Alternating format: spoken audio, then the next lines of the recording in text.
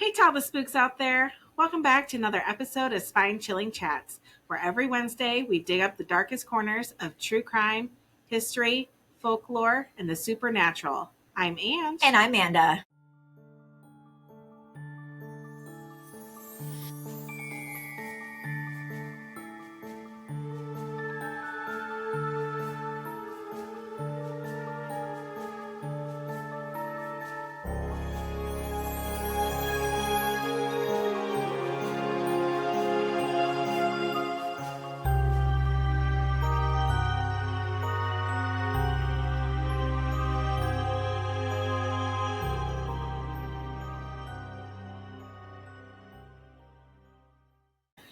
This is our third episode in a whole month dedicated to the mysteries of Alaska. One of the coldest, wildest places on Earth, with stories just as wild and chilling as the landscape. Today, we're diving deep into Alaskan cryptid folklore. Creatures that lurk in the shadows of the forest and beneath the frozen lakes. Stories whispered for generations, and sometimes even glimpsed with your own eyes.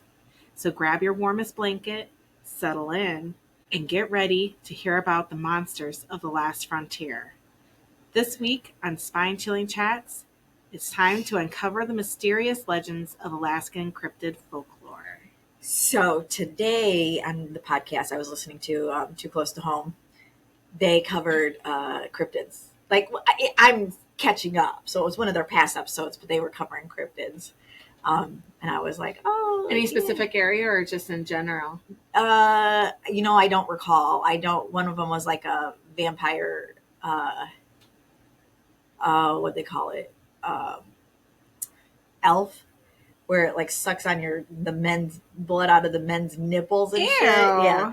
It was funny. And they were like cracking me up. And then, another one was like this wolf type thing with antlers and all that kind of stuff. But yeah, it was pretty cool. Yeah.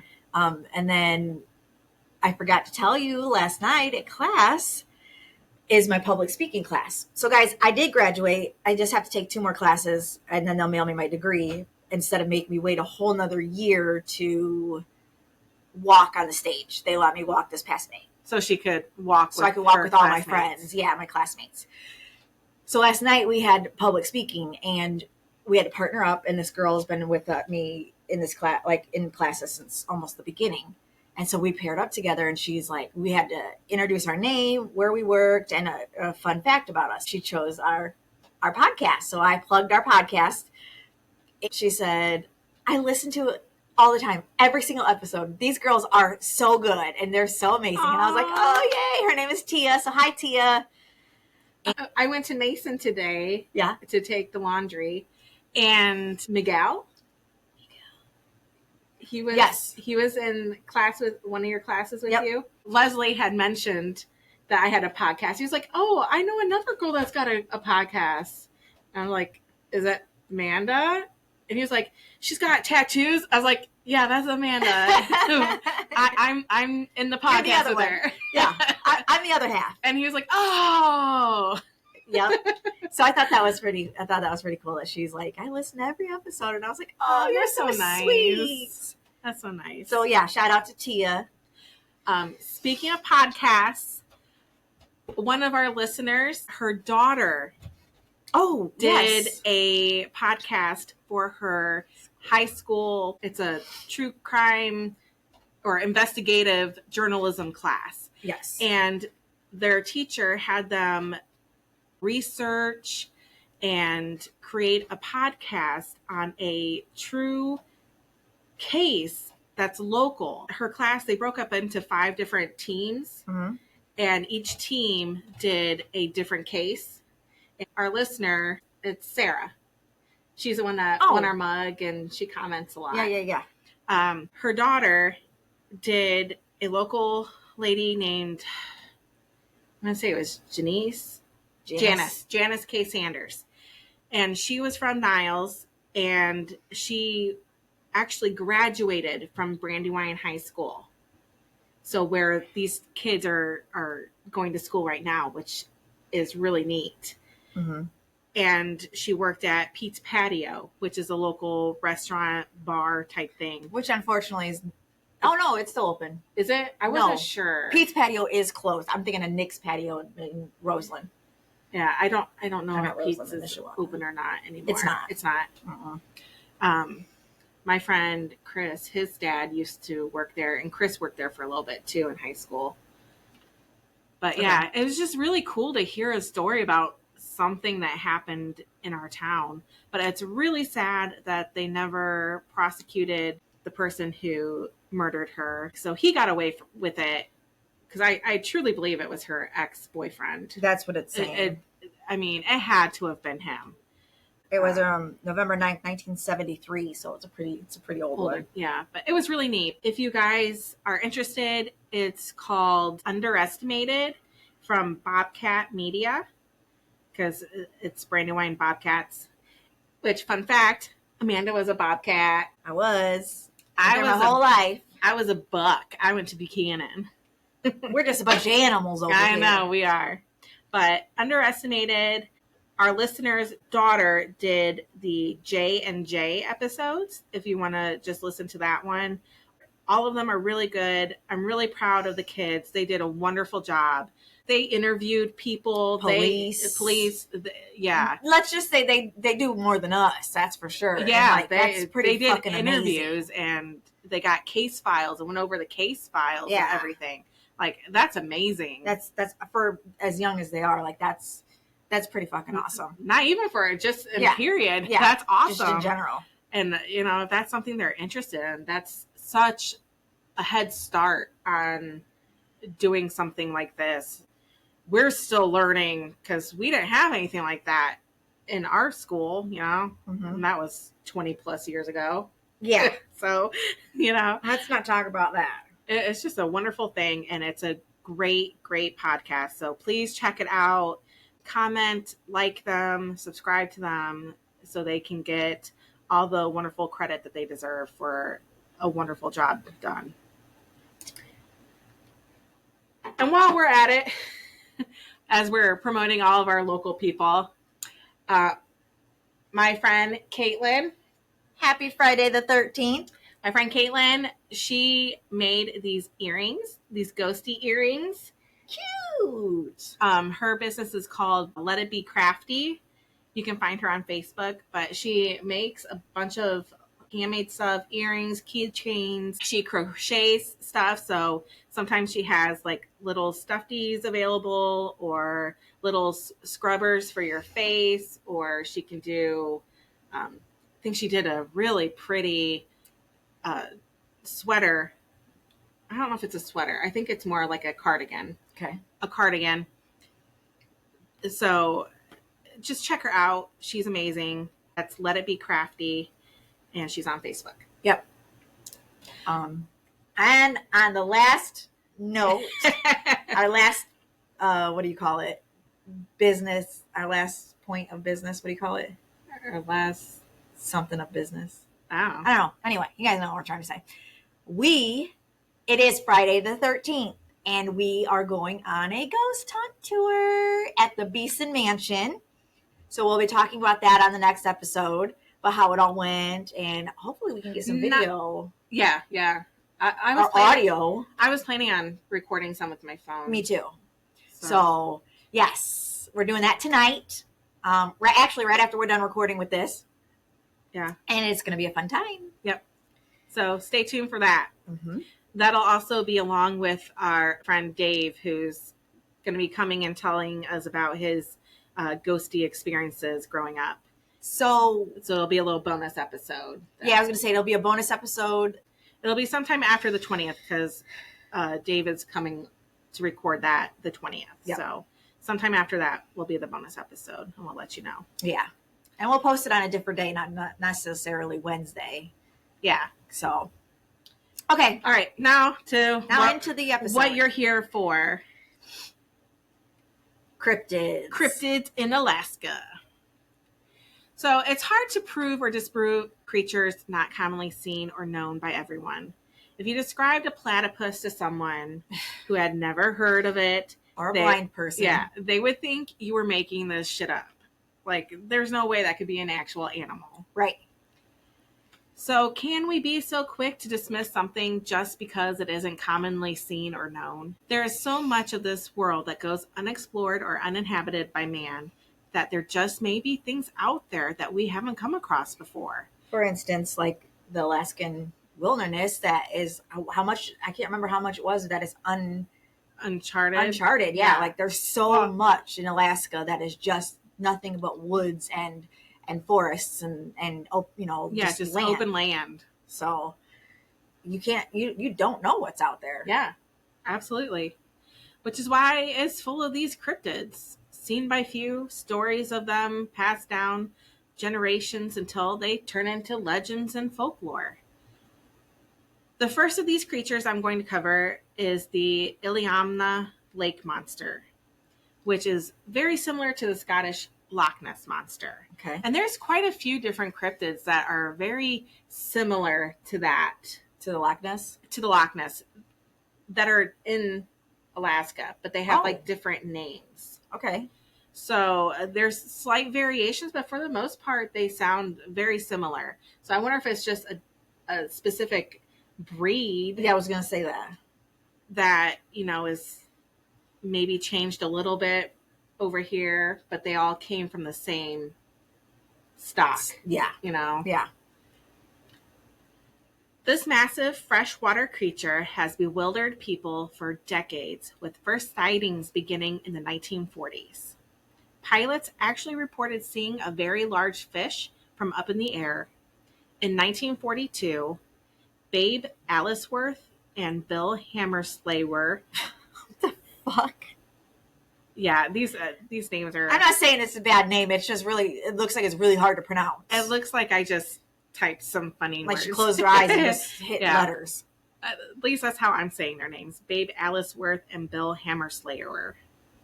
Hammerslayer. Yeah. Who were bush pilots, claimed they spotted a giant fish more than 10 feet in length while flying across the lake to Iliamna village. Just a few years later, in 1945, a survey pilot named Larry Ross claimed he saw fish at least 20 feet long swimming in the lake. Many of the sightings happened around the Kakanock. No kidding. The Kakanock and Pedro Bay. I'm such a high school teenage boy. Yeah, that's all right. All right. So around the Kakanock and Pedro Bay areas. Kakanock. Knocking those boots. Tim Laporte claimed to have seen a 14-foot fish in 1977.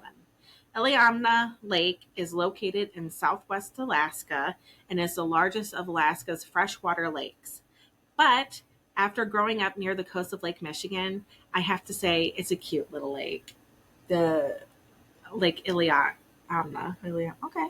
It's tiny. Is it? Yeah. But my concept of a large lake may be a little skewed. It's also very deep, reaching almost 1,000 feet in places. So it's not hard to believe something could be lurking down deep in the water.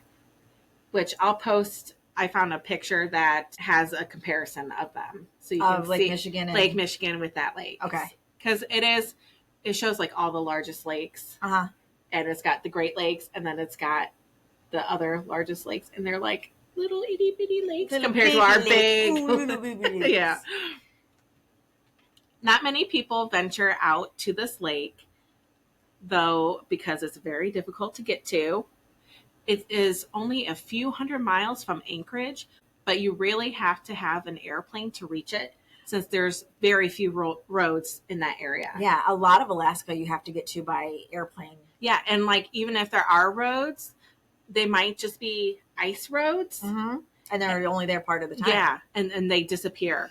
Yep. And you have to be careful at what point you drive on them because, there's ice road truckers. Have you seen that? That's crazy. Because it might be melting as you're driving through it, and then you'll get stuck. You could fall through.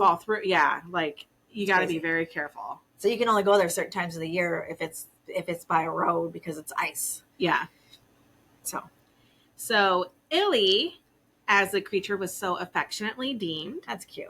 has been described as having a large, broad head with a long, tapered body. Okay. Some claimed it to be an aluminum or a silver color, while others said it was a dark brown. So apparently it's fish color. Like, it's either a brownish or a silverish color. Yeah. It's a fish color. Yeah. But most of the eyewitnesses agree that they saw a clear side-to-side tail motion. There are also numerous tales of local anglers trying and failing to catch the beast. In one tale, a fisherman claimed his float plane was dragged around the lake before the mystery fish snapped stainless steel cables and completely straightened a tuna hook. Oh. Which, those are big and thick because tunas are big fish. You don't think they are because, it comes in a little bitty can. But they're big. But before they're shredded up, they're actually big fish. So is it like snake-like or is it Nessie-like with like dinosaur-like with like flippers and or is that the only description there was? I don't remember. Okay. I don't remember if there was. I'm just curious. Like I'm picturing like a snake. Yeah. Or a very large eel. Yeah. The mystery fish allegedly pulled the stump off the bank and dragged it across the lake against the wind. The local indigenous people tell legends that began a long time ago.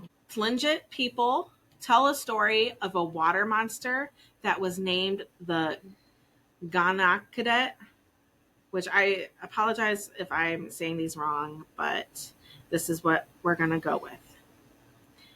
Which, when it's described, sounds kind of like a whale in those waters. The Aleutian people had a creature called the Jigiknak. In these stories, the creature killed and ate humans who were traveling through the water. Bruce Wright, a biologist and senior scientist with the Aleutian Pribilof Islands Association in Anchorage, believes it might be possible for Illy to be a sleeper shark. The only problem with this theory is sleeper sharks tend to stay deep in the water, and this creature in Lake Iliamna breaks the surface frequently. It's also not entirely clear whether a sleeper shark could survive in fresh water. In 2012, a dying Pacific sleeper shark was filmed in King Cove Lagoon. Many mistakenly attributed this as being a sleeper shark found in Lake Iliamna. However, this sighting was nowhere near the lake. While this species of shark can reach over 20 feet in length, being as the sleeper shark is a deep water species, it seems unlikely one would follow the river into fresh water. But it's not impossible. It's not. No, not at all. It's not impossible. Another theory is that it could be a large white sturgeon.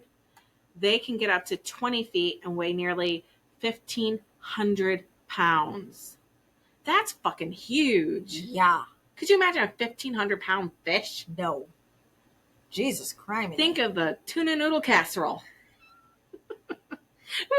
The twin was it Stephanie? Oh, she said it funny. The tuna noodle casserole. I don't remember that. Yeah. Was it Stephanie? I think it was. It wouldn't surprise me if it was Stephanie. Yeah. Love you guys. Yep.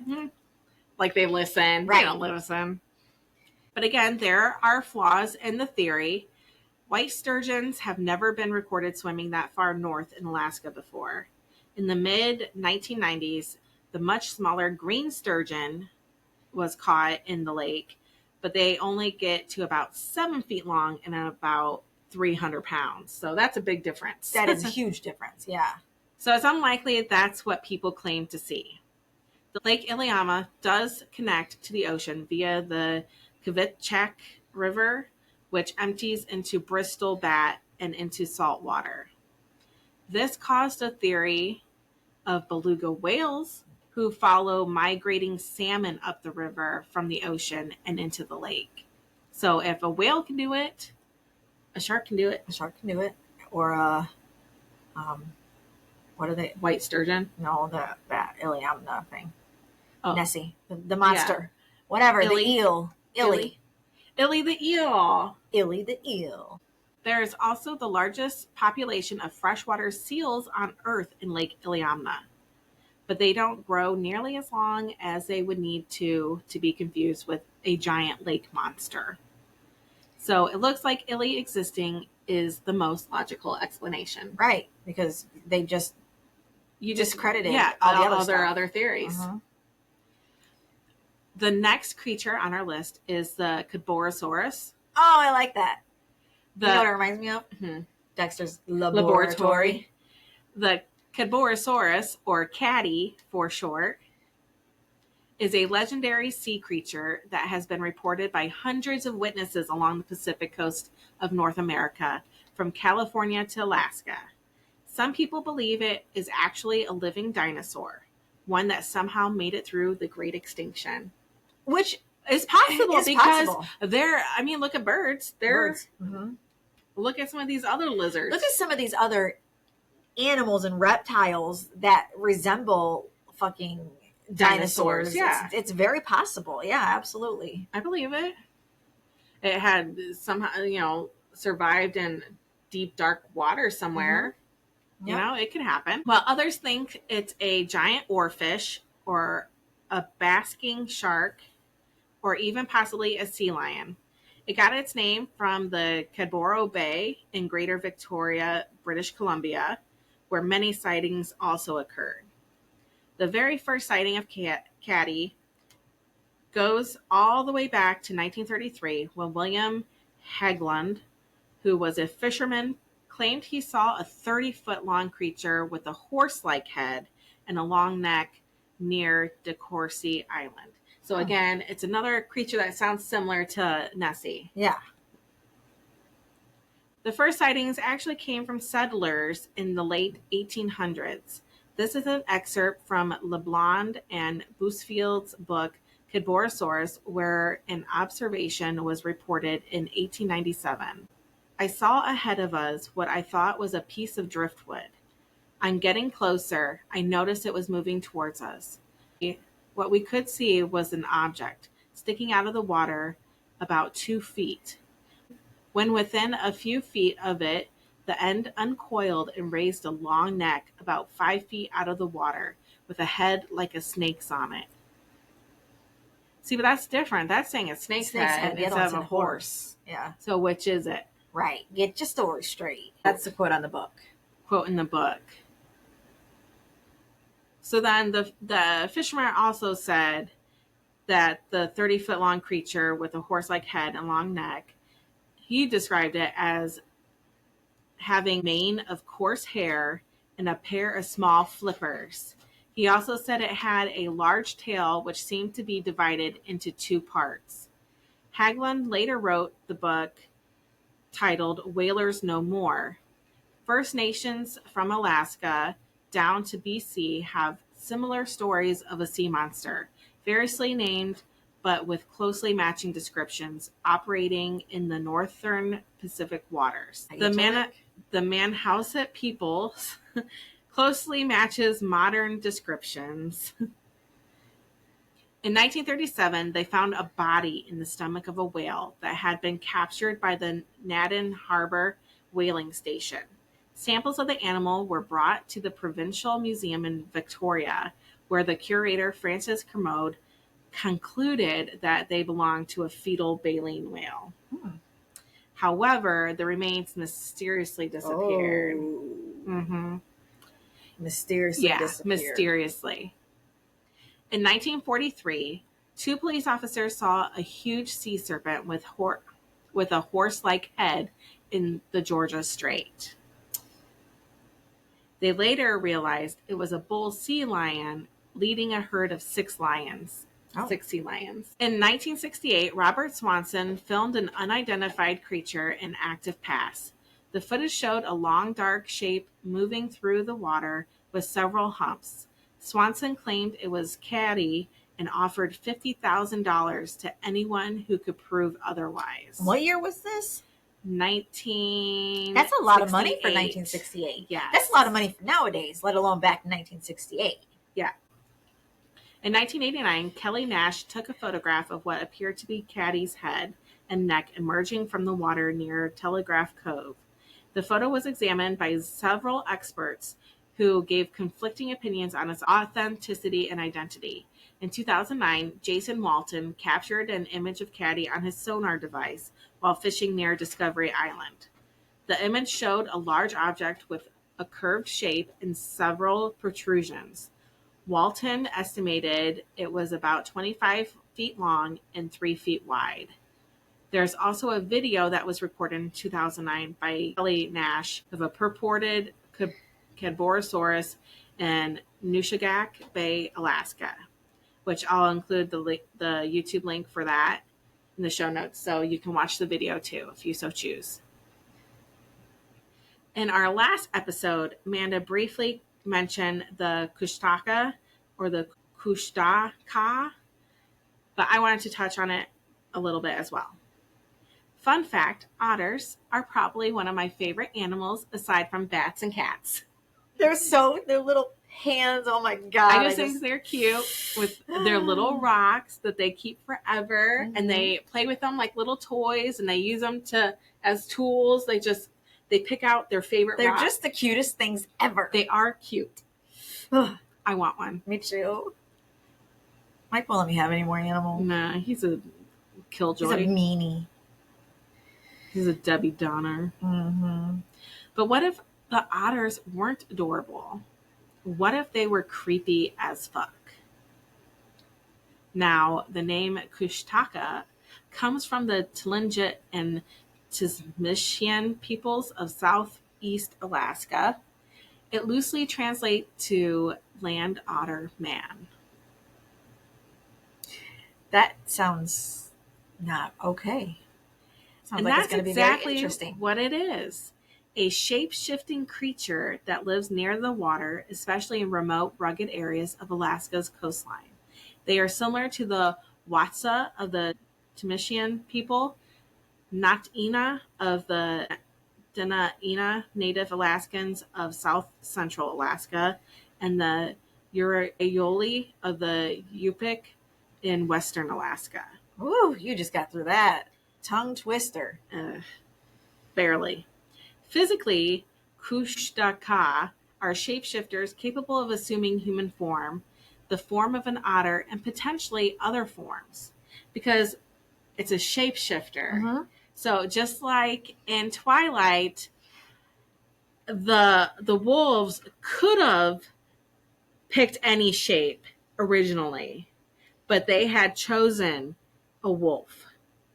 So they could have, been anything, but they chose the wolf initially. So then all the future generations were then wolves. Okay.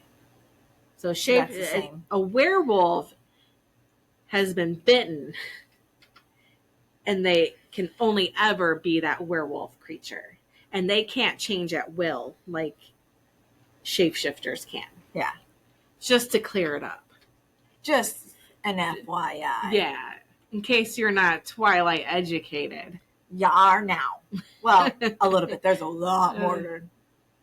But now you got some. Now you know a little bit.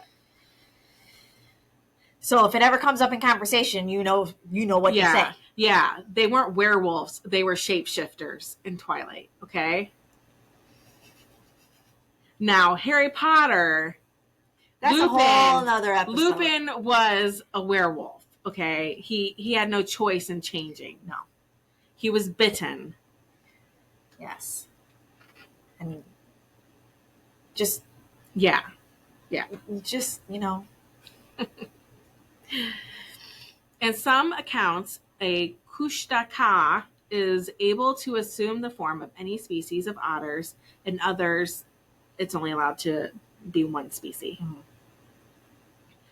The Kushtaka is said to appear as a human or an otter or something horrifying in between, and it doesn't just hang out in the shadows. It lures people in. The stories say it can mimic human voices, like the sound of a baby crying, or even someone you love calling your name, trying to draw you deeper into the forest or closer to the water's edge. And once you're too far from safety, you're gone. In the darker versions of the legend, the Kushtaka doesn't just kill you, it steals your soul. It tears you apart or transforms you into another Kushtaka. And that's where it gets even more terrifying. Because if it turns you, you're not exactly dead, but you're not human anymore either. And your soul, yeah, it's lost. No reincarnation, no afterlife, just eternal limbo as the half-human otter thing that stalks others the way it stalked you. Kind of like in, not Sinister. What's the other one? Everybody,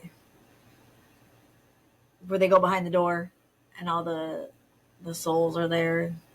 I want to say it starts with a P. Poltergeist? No. It's not. Crap. It'll come to me. But it's got the old lady in it. I don't know what you're talking about. I'm going to look it up. Go ahead. But it's not all evil, at least not in every version. Some tales describe the Kushtaka as a kind of dark savior. If someone's freezing or drowning, the Kushtaka might turn them before they die to save them. So they live, but they're no longer themselves. Their human life is gone, and they're now a Kushtaka. Insidious. I haven't seen that. Run. I don't. I know you don't, but I figure maybe you might sneak some movie time in. No, as soon as she goes to bed, I go to bed. Sometimes. You play your little game. Sometimes, but okay, that's for maybe like half an hour. You can't watch a movie in half an hour. You can't. So, human life is gone, and they're now a Kushtaka, roaming the wilderness forever. And that brings me back to Twilight, because that sounds a lot like Carlisle and how he created the Cullen clan. Okay. So whether it's predator or protector really depends on the story you hear and maybe who's telling it. But either way, it's unsettling. Mm-hmm. People have taken this legend seriously for generations. Some believe carrying copper can protect you. Others say dogs can sense or repel them. And yes, some stories claim urine can keep the Kushtaka away. So maybe pack a copper charm and a puppy if you're headed to the backwoods of Alaska.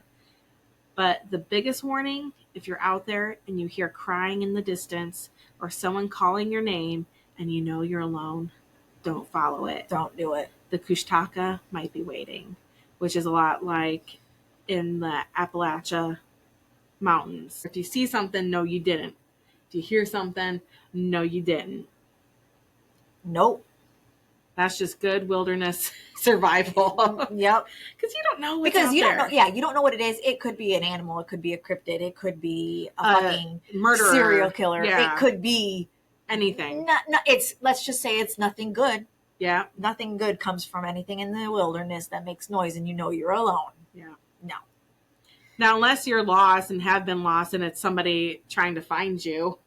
Yeah. Like a search party. Even calling that's your iffy. name. I'd still be like, until I actually see somebody, yeah, I ain't saying nothing. I'm hiding. Our next creature is the Qalupalik or Qalupalik, which is a terrifying figure from the Inuit mythology. Picture this. You're walking along the frozen shore, maybe playing a little too close to the edge of the ice, when suddenly you hear humming. Soft, almost like a lullaby. But it's not your mom. It's not even human. It's her, the Qalupalik. Oof. This creature is said to live beneath the sea ice and long coastal waters. She looks human at first glance, but nope. Some recollections state she has green, leathery skin, long, stringy hair, and fingernails sharp as ice shards. Others say her skin is bumpy or scaly, and that her fingers are webbed. There are fins going along from the top of her head down her back, and she has the strong stench of sulfur. So, essentially, she's a mermaid or a siren. Yeah, that's what it sounds like. Yeah. She can be seen wearing a traditional Inuit parka with a built-in baby pouch called an amouti. Why? So she can stuff abducted children into it and drag them into the freezing depths. That's creepy. Inuit parents used to tell their kids this story as a kind of supernatural PSA. Stay away from the ice or the Qalupalik will get you. Think of her as the Arctic version of the boogeyman, but colder, wetter, and sneakier. And stinkier. Oh, she smells like sulfur. Yeah. Some legends say she whispers to children, tempting them to come closer to the water. Others says she hums and even sings softly, luring the curious and disobedient just close enough to grab. And here's something especially creepy. She doesn't always kill them and feast upon their flesh. Oh no. Sometimes she takes them alive, keeping them beneath the ice where they supposedly never age. I mean, they just so disappear forever. Is that so bad to just stay the same age forever? Never die? But you're just under the frozen You're water. like a vampire. But you don't get to live or do anything. You're just... That doesn't sound fun. That.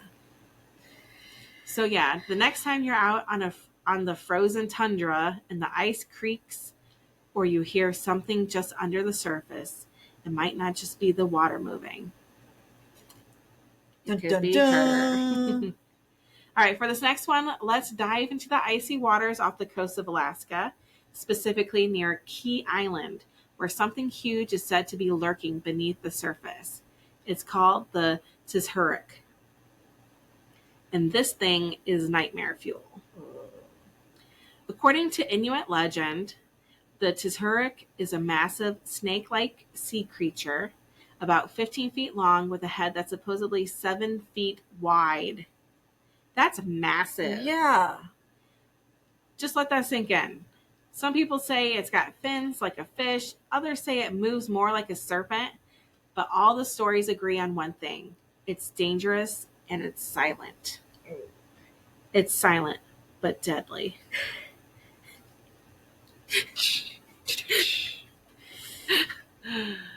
The creepiest part, the Tizheruk is known for snatching people right off the docks without a splash, without a scream, without anything.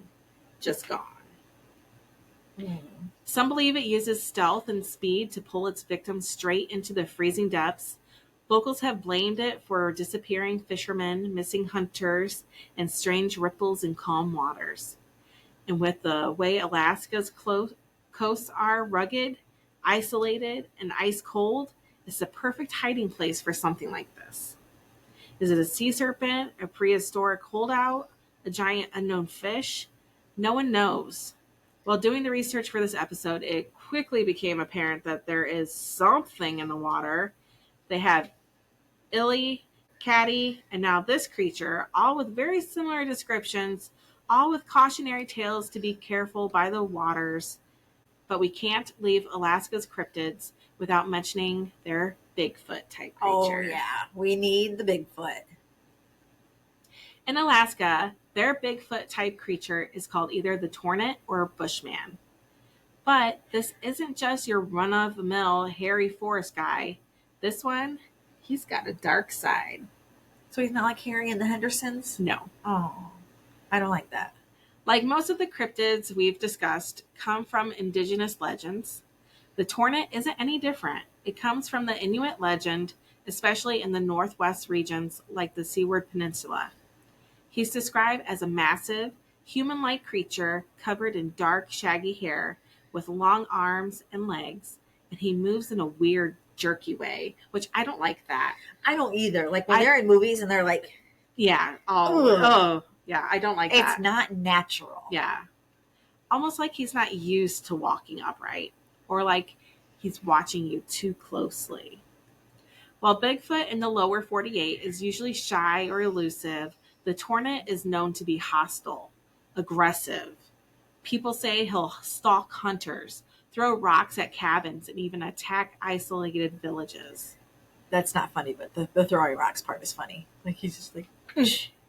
No, like I've heard Bigfoot will do that too. Like he'll throw boulders. Oh. Yeah, like big, massive boulders. Oh, I mean, get away. Yeah. Quit trying to. I don't want to be found, clearly. We's gonna find him someday. Someday, and then we're gonna find out.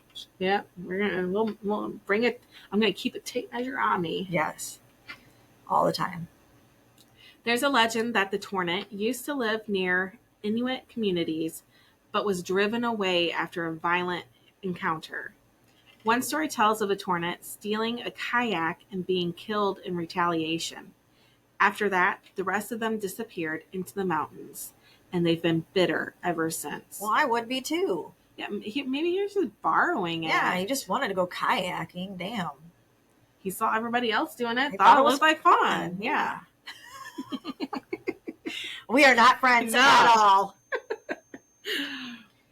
Even today, people in places like Port Chatham tell stories of a large hairy creature lurking in the woods. That entire town was abandoned in the 1950s, and many locals believe it was because of relentless Tornit attacks.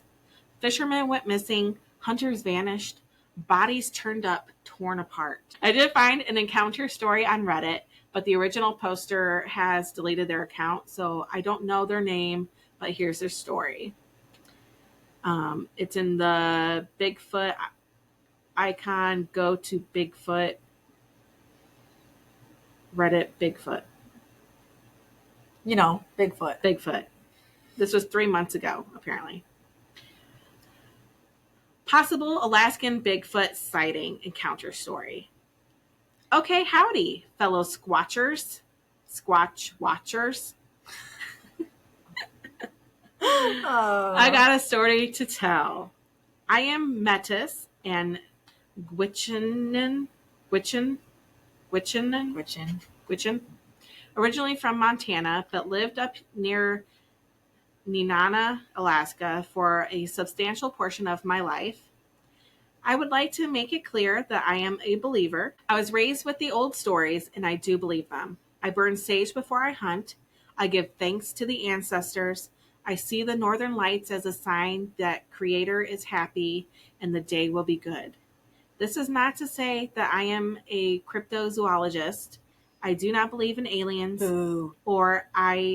or at least don't believe that they have come to walk among us. I would also like to say that I am an experienced outdoorsman and hunter. I did not mistake what I saw for another animal or even another person.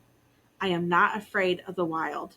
I have done multiple week-long solo hunting trips into the Alaskan wilderness. That's brave. Yeah. This is all to say that I believe myself to be capable enough to understand what I witnessed and capable enough to know what it is. I was up in Alaska to visit my cousins. It was early February and the snow came hard on the trip up. I ended up driving from Montana to Nenana rather than flying, mostly because it was cheaper, and I'm morbidly afraid of planes. I remember it being one of the worst drives of my life. Blowing snow, shit visibility, white-knuckling the wheel all the way from Iliamna Lake in the Yukon Territory. But once I got there, it was wonderful. It was great to be home. My family threw a small party for me over unrelated college business, but all of that ain't matter. That's what it says. What does matter is what occurred when I went out to solo hunt for snowshoe hare. Like rabbit. Rabbits, yeah. Not like hare. Hare. Whenever I used to live in Nenana, I loved solo hunting. When I travel up there, I love to go back to my old haunts and pretend that I don't live in the real world anymore. So I strapped on my snowshoes early in the morning, had a cup of coffee and a few granola bars, pulled on my heavy Mackinac jacket and a coyote skin trapper hat, and grabbed my light .22 lever action rifle. I made my way out the door, the only sound in the 4-room cabin being the light pops of the wood stove. On my way out, I distinctly remember debating bringing my heavy hunting pack. I remember thinking, hell, I ain't gonna be gone for long. Plus, it'll be a pain in the ass to carry. So I ended up grabbing my lighter possibles bag and started up the hill behind our homestead, past the tarp-wrapped snow machine that has sat there since before I can remember. Snow machine as in like snow thrower? I'm thinking snowmobile. Oh, okay, yeah. I made it up to my old hunting spot without too much trouble. Deep snow, but easily compacted under my USGI mag snowshoes. Yeah, USGI mag snowshoes. I didn't know if I was supposed to like Usg. Usg, like Uggs. Yeah. Oh, yeah. Ugski. Ugg mag shoes. Yeah. I remembered the sound of birds and squirrels chattering. I remember that made me happy because it meant there were no wolves in the general vicinity. Oh, that's good to know. Yeah, that if there's birds, there's no wolves. Yeah. I dropped both my pack and my heavy coat when I reached a small clearing that I had used as a base camp before at around 9:45 in the morning. I gathered some firewood and left it in a small pile next to my pack. I went out with just my snowshoes and rifle. I didn't have to walk far, finding a group of 3 snowshoe hare within a stand of birch. I harvested one with a good headshot, then took a second one as the remaining 2 fled towards me in their confusion. I carried both rabbits back to my camp of sorts. I remember worrying that I got rabbit blood on my new work pants that I had purchased in the Murdochs back in Montana a week or 2 earlier. As I made my way back to my camp, I noticed that all the birds were gone. All except ravens. Ooh. I remember being a bit worried, but not much. Only because groups of ravens somehow... Which are called? A murder. No, murder. That's a crow. Murders of crows. Are they? Yeah, it's a murder what of are crows. Ravens? I don't know. I'll look it up. Maybe it's a murder too. But I know murder is crow. Treachery. A treachery of ravens. A conspiracy, a treachery, a rave, and an unkindness. More generic, a flock. It's a flock. A flock of ravens. I thought, yes, a murder of crows. Yeah. I was just thinking One Tree Hill, they're called the Ravens. And I thought they said something in the show about a murder. Go ahead. Anyway. I remember being a bit worried, but not much. Only because groups of ravens sometimes follow wolf packs. I got to a slight ridge above the clearing, and as I began to make my way down through the alders, I saw movement down by my pack. I kneeled on one snowshoe, shielding my eyes from the sun to get a better look. What I saw still confuses me. I saw a small man, long hair that looked like dreadlocks from the angle I was looking at, and the way the sun hit the snow, I couldn't even tell if he was wearing clothes. The figure was just like a black silhouette against the snow.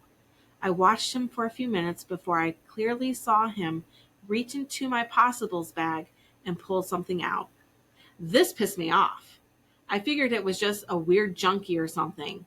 Some Chris Dallas wannabe. I don't know who that is. Me either. So I shouted. It turned to face me. I saw a slight glint of eyes from beneath a curtain of hair. I was now aware that the thing was covered in patchy hair, not a full coat, but like an animal with mange. Ew. Gross. It had clumps of long, stringy hair, which appeared to glint with grease in the sun. Without thinking, I fired a warning shot. The bullet whizzed over the head. I like to think that the ethical hunter in me did that intentionally, not to injure an unknown creature, but honestly, I would have shot the damn thing just for rooting through my stuff. But what if it was a human? Like you said, what if it was like a homeless person that couldn't brush their hair, whatever, shave and stuff like that. Yeah. The shot scared it, I know, because it turned towards a nearby draw and sprinted off. It didn't run like an animal, it ran more like an Olympic sprinter. Hands out, Held flat, it knew how to run. I sprinted down the hill, almost face planting multiple times. I made it to my pack and immediately scanned the area. No signs of anything, no tracks, just a bullet hole in a snowbank, and this eerie silence. I searched my pack only to find that it has taken my knife. I ran home that day, cooked the rabbits, and thanked God that whatever it was, it must have just been my mind. That's why I never told anyone, but my knife is gone, and to this day, I've never been able to find it.